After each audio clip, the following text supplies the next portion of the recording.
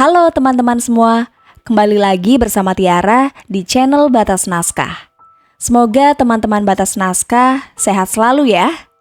Nah, sekarang kita akan melanjutkan kisah yang masih bersambung sebelumnya dengan judul Kabur dari Pernikahan.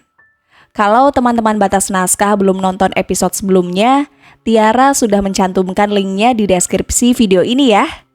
Yuk, langsung aja simak ceritanya sampai selesai.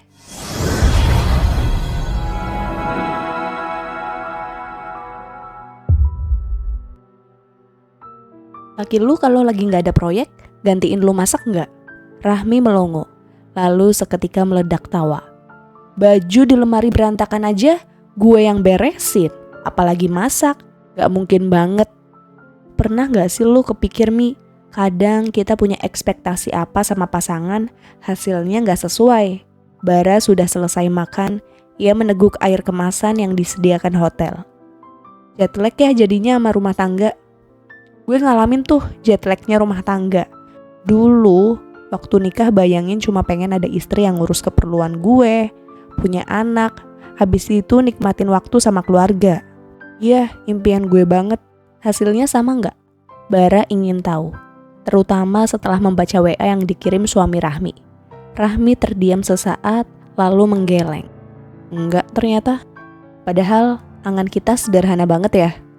Nyatanya rumah tangga nggak sesederhana itu. Rahmi menaikkan kaki ke kursi dan menyandarkan dagunya ke lutut. Iya, gue nggak nyesel punya Marco. Yang gue seselin, perjalanannya ternyata rumit. Kerumitan yang kadang dibuat sendiri. Rahmi mengangguk, teringat cicilan mobil dan rumah yang dibebankan padanya. Padahal ia diajak mengontrak juga mau. Nggak punya mobil juga nggak masalah. Yang penting jangan membebaninya seperti sekarang. Tapi Lendra keras kepala. Sudah ia suruh berkali-kali menjual rumah dan mobilnya, tetap saja belum dijual. Belum juga diiklankan di OLX. Tapi berpikir membayar tagihan juga tidak. Padahal semua cicilan atas nama Lendra. Bukan atas namanya. Kenapa ia yang harus ikut berpikir dan menanggung bebannya? Rahmi mengerjap. Bara menyadari. Manik mata Rahmi menyiratkan banyak beban.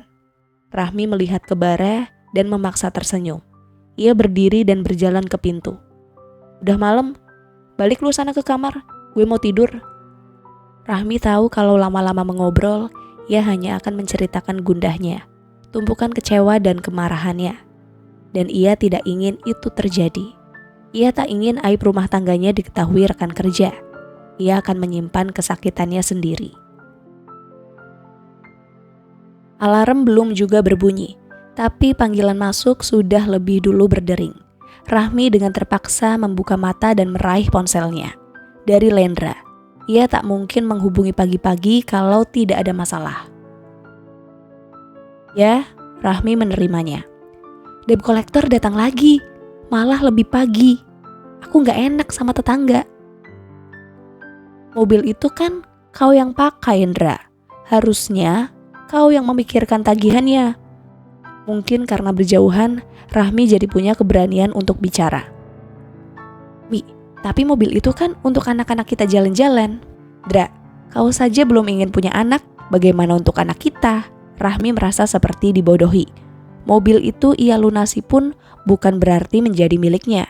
Mi, kalau aku ada proyek juga aku gak akan minta tolong sama kamu. Kupikir kau istri yang baik, kupikir kita bisa saling. Kupikir kau istri yang memahami kalau pandemik begini untuk dapat proyek susah. Rahmi menelan getir. Ia malas mendebat ketika suaminya mulai menyudutkan. Aku transfer. Rahmi memutus sambungan dan melakukan mobile banking. Ia lalu mengirim screenshot ke nomor suaminya. Balasan WA-nya bukan ucapan terima kasih dari suami, melainkan tagihan lainnya yang minta dibereskan. Angsuran rumah dan tagihan kartu kredit juga jangan lupa.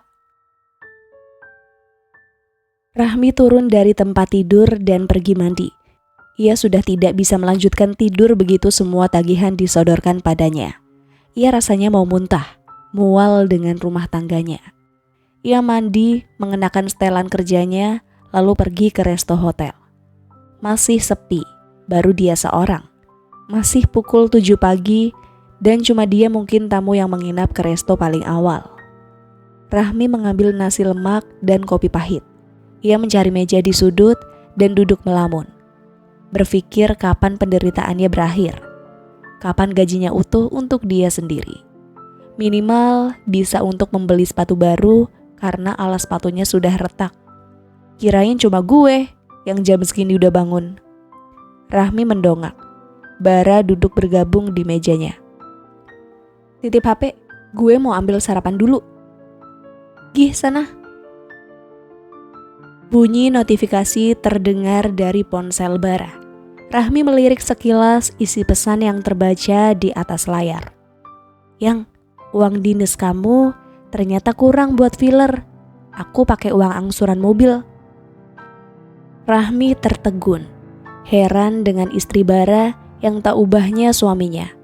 Menggampangkan uang tanpa berpikir siapa yang mencari. Tapi tunggu, cicilan mobil.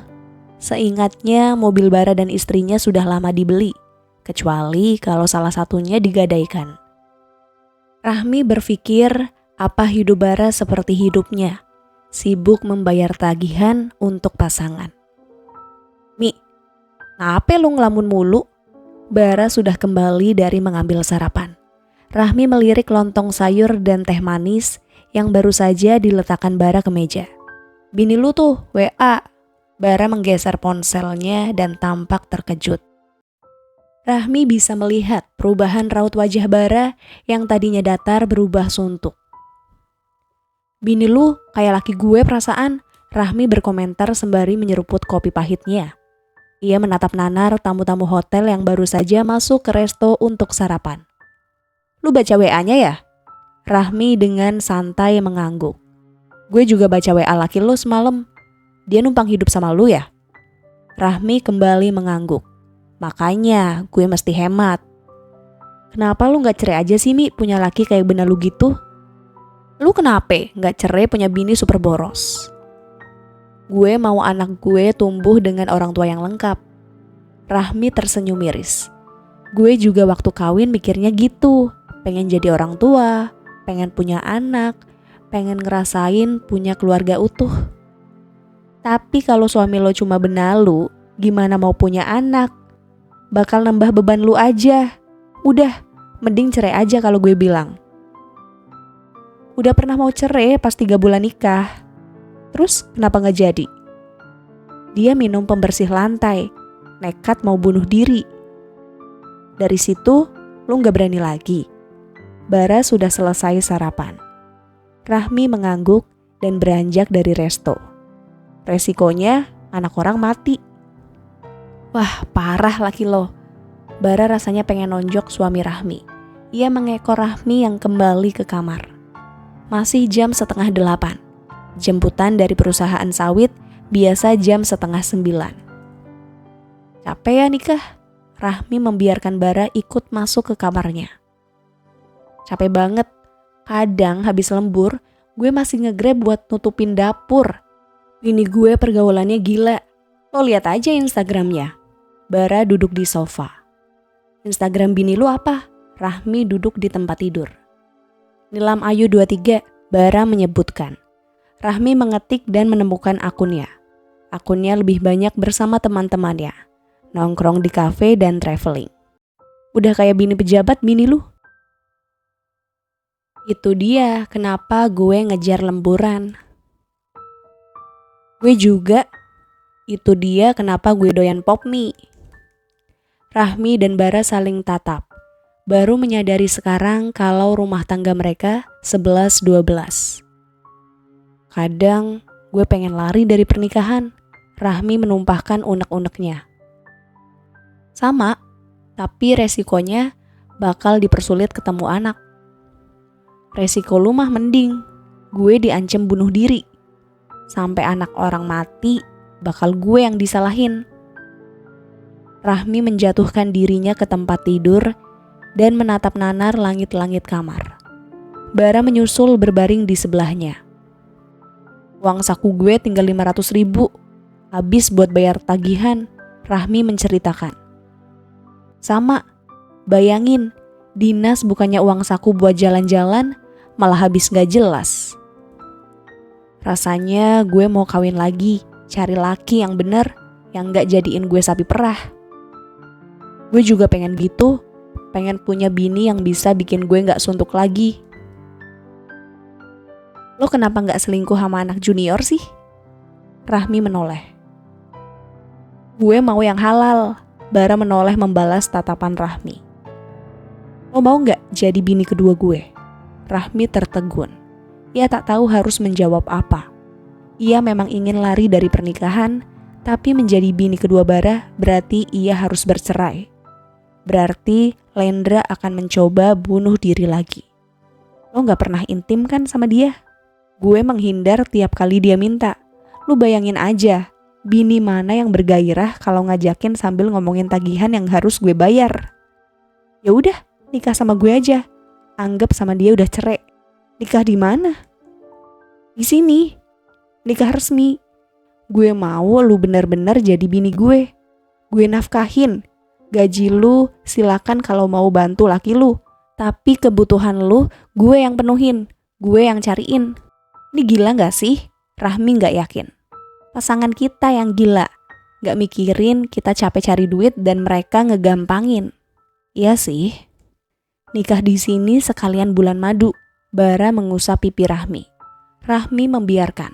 Ia merasa keluar dari kepenatan hidup. Usapan Bara menenangkan sekaligus menghibur. Gue pikirin dulu. Rahmi meletakkan tangannya di dada Bara. Gue tunggu jawabannya nanti malam. Bara menariknya ke pelukan. Rahmi memejamkan mata. Ia merasa menemukan sandaran. Bara seperti oase di tengah kegersangan rumah tangganya. Pimpinan memanggil kasih pidana ke ruang rapat. Seperti biasa ada tumpukan kasus yang menunggu. Adrian sudah bisa menebak kasus apa yang terbanyak. Korupsi akan selalu berada di peringkat pertama kasus peradilan di negeri ini. Kemarin-kemarin Adrian masih mengambil kasus ini untuk ditangani. Namun lama-lama ia berada di titik jenuh ketika tidak ada satupun tersangka korupsi yang mendapatkan hukuman mati. Bagaimana bisa ada efek jera jika hukumannya ringan-ringan saja? Yang ada banyak SDM di jajaran kejaksaan yang malah tergelincir untuk membantu. Tak perlu ia sebutkan berapa jaksa yang sudah masuk bui karena tergelincir. Semua orang tinggal mengetik di laman Google dengan judul deretan jaksa yang malah diadili karena kasus korupsi. Berita detik.com 28 April 2020 akan memberi nama-nama dan perkaranya. Poliandri. Salah seorang rekan sesama jaksa menarik Adrian dari lamunan. Kasus apa itu? Adrian menunjuk ketertarikan. Poliandri ilegal dalam hukum perkawinan di Indonesia dan merupakan perilaku yang dilarang dalam agama manapun. Akan jadi presiden buruk bagi kaum wanita jika ada yang berani melakukannya. Kasus baru, beritanya viral, istrinya yang melaporkan. Ini lebih dari sekedar drama pelakor yang sering diurusi polisi dan berakhir damai. Pimpinan memberitahu Adrian menarik berkas dari rekannya dan membaca BAP penyidik. Rahmi seorang pegawai di perusahaan akuntan publik menikah dengan rekan kerja. Di saat yang sama ia terikat perkawinan dengan pria lain. Gila, Adrian cukup terkejut. Tak menyangka ada pria yang mau dipoliandri oleh seorang wanita. Kenapa nggak selingkuh aja? Kenapa melegalkan? Adrian menyelip tanya. Suami terdakwa tak mengajukan tuntutan apapun. Tapi istri yang suaminya dipoliandri membuat laporan ke polisi. Lusa kasus poliandrinya disidang.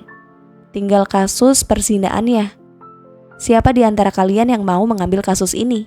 Pimpinan menanyakan. Adrian mengangkat tangan. Adrian mengambil kasus untuk memberikan efek jera. Seorang perempuan dengan karir sebagai auditor mempermainkan suami dan mengacaukan rumah tangga orang lain. Kejahatannya terlalu besar untuk dimaafkan dengan mudah. Rahmi tercenung. Ia tak pernah mengira pernikahan membawanya ke dalam terali besi. Rahmi tersenyum miris, menyadari bahwa angannya memiliki keluarga kecil bahagia hanya tinggal angan yang tidak pernah menjadi nyata. Ia mengenang saat dirantau, kebahagiaan dengan bara yang tak pernah ia rasakan saat bersama suaminya. Kebahagiaan kecil yang begitu berarti. Tidur berpelukan tanpa memikirkan tagihan, tanpa memikirkan apapun.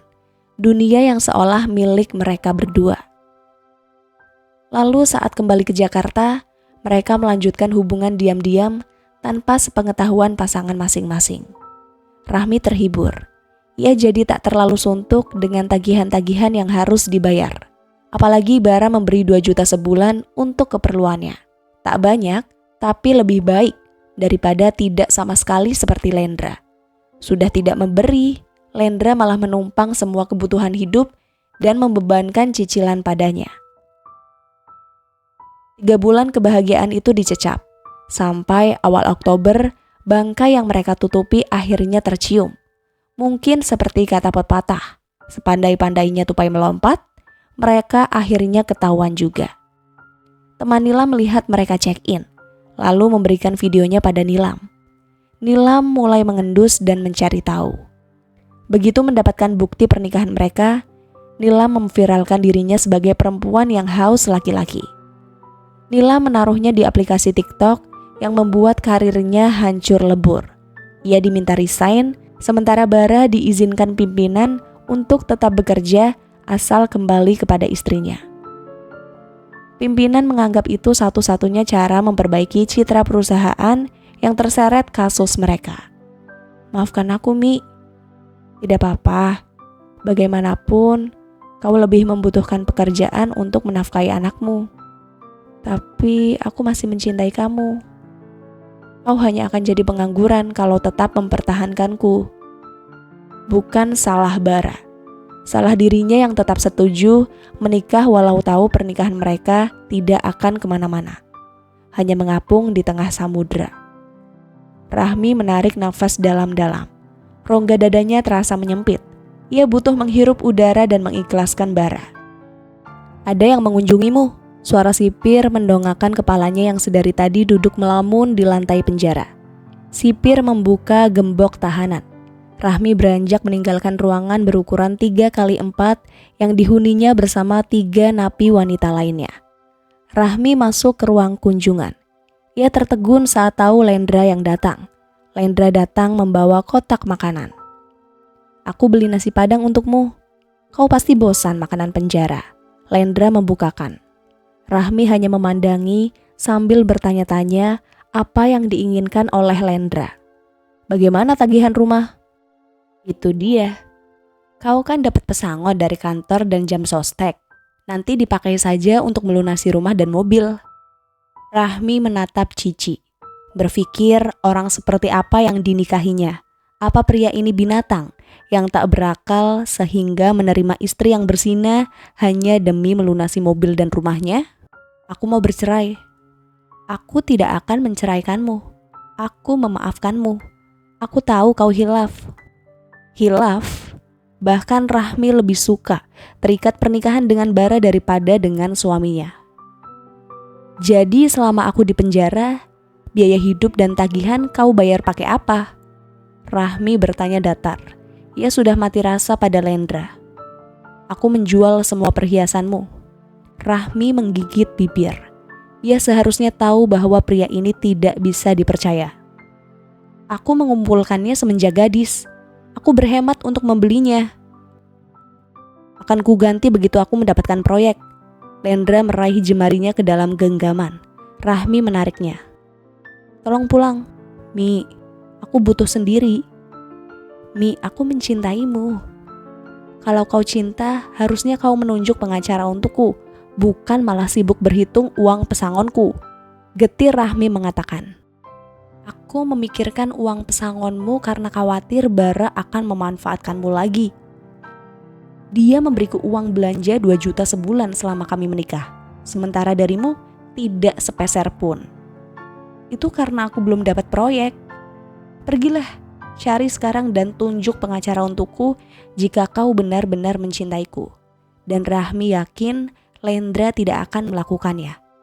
Ia terlanjur hidup nyaman dari hasil keringat Rahmi. Lendra memang benalu. Rahmi tak memakan kotak nasi padang yang dibawa oleh Lendra. Ia lebih memilih makanan penjara yang ditaruh piring aluminium. Rasanya hambar tapi mengenyangkan. Sementara makanan dari Lendra jelas membuatnya ingin muntah. Makanan itu dari uangnya, dari nafkah yang ia berikan kepada suami. Suami yang mengancamnya akan bunuh diri jika diceraikan. Suami yang tidak peduli istrinya berzina dengan siapa saja, yang penting bisa menghasilkan. Rahmi meletakkan piring nasinya yang masih tersisa separuh. Ia tak lagi berselera makan. Ia menelungkupkan wajah ke lutut dan terisak. Ia benar-benar letih dan tidak ingin kembali pada Lendra. Ini gelas kopi ketiga yang diminum oleh Adrian. Ia masih sibuk mempelajari BAP dari penyidik dan artikel berita yang ada di kanal media serta YouTube. Perempuan itu mengenakan masker. Tak tampak jelas seperti apa rautnya. Saat disorot media, perempuan itu tidak bicara sepatah kata pun, hanya tertunduk. Dan herannya, ia cukup berani untuk tak mengubah penampilan menjadi syar'i. Beberapa pesakitan wanita yang disorot media biasanya berubah menjadi alim. Tak perlu Adrian sebutkan satu persatu. Semua orang bisa mencari di Google siapa pesakitan wanita yang mendadak berubah alim agar diperingan dakwaan. Adrian menarik berkas yang terlampir foto Rahmi dengan rompi tahanan. Ia mendekatkan berkas dan memperhatikan dengan seksama wajahnya. Wajah ayu dan tampak pendiam. Tak tampak seperti perempuan liar. Tapi sebagai jaksa, penilaian tak mungkin hanya berdasarkan asumsi pribadi. Kenyataannya, fotokopi 2 buku nikah dengan beda suami menjadi penguat kalau Rahmi melakukan zina. Apa yang dikejar perempuan itu? Apa hanya hasrat belaka? Sepertinya iya, kalau melihat dari karirnya yang bagus. Suami pertamanya kontraktor mapan. Suami poliandrinya rekan kerja yang gajinya setara dengannya. Perempuan itu sendiri bukan wanita miskin yang butuh uang. Godaan dalam dirinya mungkin yang tidak terkendali. Adrian membuat coretan kasar pasal-pasal yang akan ia kenakan pada terdakwa. Kitab Undang-Undang Hukum Pidana Tindak Pidana Kesusilaan. Pasal 417 ayat 1. Setiap orang yang melakukan persetubuhan dengan orang yang bukan suami atau istrinya dipidana karena perzinaan dengan pidana penjara paling lama 1 tahun atau denda. Pasal 419 ayat 1, setiap orang yang melakukan hidup bersama sebagai suami istri di luar perkawinan dipidana dengan penjara paling lama 6 bulan atau pidana denda. Pasal 284 KUHP, diancam dengan pidana penjara paling lama 9 bulan. Poin B, seorang wanita yang telah kawin melakukan mukah. Seorang wanita yang telah kawin yang turut serta melakukan perbuatan itu padahal diketahui olehnya bahwa yang turut bersalah telah kawin. Pasal-pasal di atas dirasa Adrian cukup untuk menjerat Rahmi. Rahmi mengingatkannya pada calon istri yang ketahuan berzina menjelang pernikahan. Astrid mantan tunangannya ketahuan hamil anak pria lain saat undangan sudah disebar. Astrid membuatnya berhati-hati dengan wanita dan membuatnya ingin memberi hukuman setimpal pada perempuan yang tak bisa mengendalikan hawa nafsunya. Dering ponsel Nilam terdengar saat mereka tengah sarapan bersama. Bara melirik, yakin istrinya akan segera mengangkat. Bahkan pernikahannya dengan Rahmi tak membuat Nilam berubah. Tak membuat istrinya bertanya apa alasan Bara menikah lagi. Nilam seolah tak peduli. Yang dipedulikan hanya keamanan finansialnya. Bahkan semenjak kasus poliandri Bara tersorot media, Instagram istrinya semakin ramai followers. Istrinya kini menerima endorse produk-produk online shop yang membuat hobi kelayapannya semakin merajalela. Pagi, maaf dari mana? Oh, dari kejaksaan. Mendengar ucapan istrinya, Bara mengangkat kepala. Nila melihat ke arahnya dengan sorot bengis.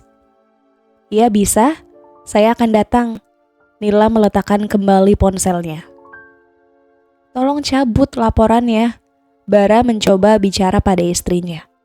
Marco sudah berangkat dengan bus sekolah dan tinggal mereka berdua di rumah. Aku tidak akan mencabutnya. Dia harus diberi efek jera. Seluruh istri di Indonesia mengharapkan ia diberikan hukuman setimpal. Dia sama sekali tidak bersalah. Aku yang mengajaknya menikah. Kau mau tahu kenapa? Itu karena kau. Hidupmu hanya untuk teman-temanmu, bukan untuk aku. Bara meledakkan amarah yang ia pendam selama bertahun-tahun berumah tangga. Jangan mengkambing hitamkan teman-temanku. Karena mereka, aku jadi tahu perbuatanmu. Istrinya berbalik membentak. Kau mau tahu awal mulanya? Kau tidak amanah. Tiap kali ku berikan uang untuk asuransi pendidikan Marco atau angsuran mobilku yang tergadai, kau selalu salah gunakannya. Kau tak pernah berpikir bagaimana letihnya aku mencari uang dan pulang hanya menyantap makan malam dingin. Apa sulitnya memanaskan sayur untukku atau membukakan pintu untukku? Semua laki-laki sama. Begitu kenal pelakor, pasti mencari-cari kesalahan istri. Dulu kau tak pernah mengungkit soal membukakan pintu atau memanaskan sayur, atau uang yang kupakai. Kau mengungkitnya karena harus membagi jatah belanja bulanan dengannya kan? Nilam tak juga sadar. Bara berdiri dan menggebrak meja. Dia tak sebobrok yang kau pikirkan. Dia 1000 kali lebih baik darimu. Dia tak banyak tuntutan dan tak protes dengan jumlah yang aku beri. Karena dia menerima uang belanja dari 2 suami. Karena dia membodohi 2 pria.